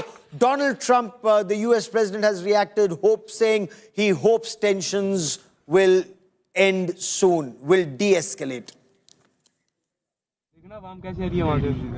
Now, I want to show you on a map not just of Pakistan, but also of Pakistan-occupied Jammu and Kashmir for a better appreciation of the wide range of targets that were acquired, not just Muzaffarabad and Kotli in Pakistan-occupied Jammu and Kashmir, but Sialkot, Bahawalpur and Muridke in Pakistan. We are also told Chakamru was targeted just across, and for these each and every target was very carefully chosen. So take a look at that map in front of you. When you talk about Pakistan-occupied Jammu and Kashmir, I want you to look at Muzaffarabad. Pakistan-occupied Jammu and Kashmir, Muzaffarabad, we were told 2 targets in Muzaffarabad, 2 terror launch pads and training camps. Kotli, just come south of that in Gulpur and Bimbar. Now you've come on the other side in Pakistan-occupied Jammu and Kashmir, the area opposite Jammu where Gulpur and Bimbar were targeted. Come down even further, Sialkot was targeted, and now you come to the main strikes that took place at Muridke and at Bahawalpur. And like I told you, Chakamru was also targeted. Now, Muridke is very significant. Muridke is the headquarters of Lashkar-e-Taiba. Bahawalpur is the headquarters of Jaish-e-Mohammed. So very carefully chosen targets to send across a very clear message. And Indian Army in a statement said no Pakistani military installation was targeted. There is no escalation from the Indian side. A fortnight was given to Pakistan to act on terror, and only those terror camps, launch pads and headquarters have been targeted. We are told immediately after this, Pakistan retaliated with a massive artillery barrage along the line of control. Pakistan's opened fire in the Poonch, Rajouri, Mendar and Bimbar Gali sectors south of Pir Panjal. We are told there is some heightening of tensions even on the northern side of Pir Panjal. But I want to show you the images of the Markaz or the terror training camp that was targeted in Bahawalpur. Perhaps one of the most significant areas to be taken down was the Subhan Allah Mosque. That's the information that's coming in. Bahawalpur is the headquarters of Jaish-e-Mohammed. This is where Jaish-e-Mohammed terrorists were trained to launch attacks into India, including the Pulwama attack of 2019. We are told several Jaish commanders associated with operations in Afghanistan were used to visit this markaz for terror training, meetings and planning. More details that we've been able to gather in this We Get You India Today exclusive. Markaz-e-Subhanallah is the Bahawalpur mosque that was taken down. This is all that remains. So the picture that you see on one side of your television screen is what that Markaz-Subhanallah or that mosque Subhanallah looked like. And the image on the right is a precision strike that took place at that location.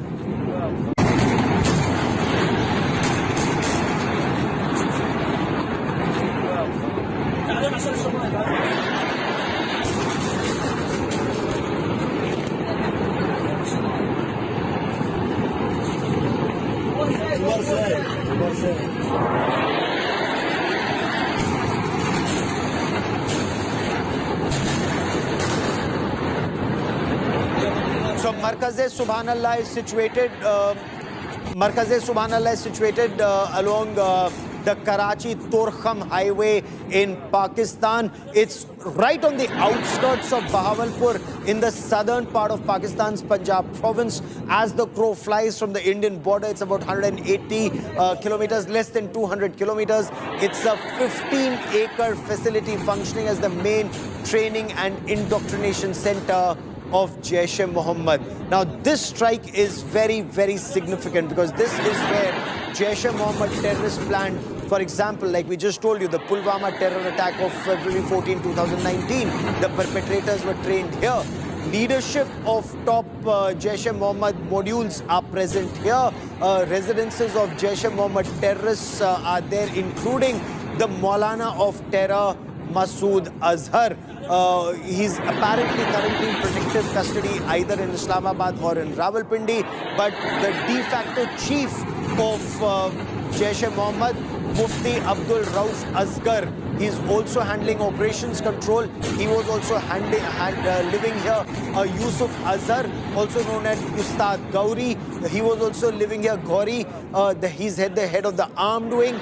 We are also told that several other relatives of that Maulana of terror, Masood Azhar, including Maulana Ammar and Talha Saif, were living here. But it's not just about the terror commanders who were living here. What is extremely significant is the fact that you had at least 600 terrorists undergoing training at this terror main training camp of Jaish-e-Mohammed at Bahawalpur. What was the training like? Information that India Today has been able to gather, and not just overnight, but over several years. The training included arms training, physical fitness training, religious indoctrination. Maulana Rafiqullah, for example, is one of the chief instructors who radicalizes youth to train them as Jaish-e-Mohammed terrorists to launch attacks into India. The training includes archery, swimming, diving, horseback riding for physical fitness. The infrastructure, we are told, and this is information that we have from way back in 2018, even before the Pulwama attack of 2019, they have a gymnasium, they have a swimming pool. Apparently, they also have the Al-Hajima Center, which is a therapy center. They have stables and riding grounds here. Funding sources, apart from Pakistan Army and ISI funding them directly, there are Pakistani provincial and federal authorities that have been training them. They've been able to get overseas funds. Their recent activities of terror, on the 30th of November 2024, Masood Azhar made a public address at this markaz after a 2-year gap. Massive anti-India rhetoric you heard, including revenge for the construction of the Sri Ram temple and the demolition of the Babri structure. Events that were attended by senior Jaish-e-Mohammed terrorists, including his brother Talha Saif and son Abdullah Masood. So despite international pressure, Jaish-e-Mohammed continued to operate. Pakistan government took no action against it. And government of India, in a statement very clearly has said, Pakistan had a fortnight to act against Lashkar-e-Taiba and Jaish-e-Mohammed, but when they didn't, because of that continuous threat that India receives from these places, India had to target these terrorist training camps and launch pads. I once again want to quickly bring in Mir Farid, into this conversation. And India Today's biggest team of reporters join us on our special broadcast and continuing coverage. We've been live. 1:44 is when India struck multiple targets in Pakistan and Pakistan-occupied Kashmir, and we've been live throughout the night and get you more updates. Mir, the situation in Jammu and Kashmir, especially along the LC, as far as the situation south of Pir Panjal is concerned, but also the threats that come from Pakistan of retaliatory strikes. What more can you tell us about India's preparations?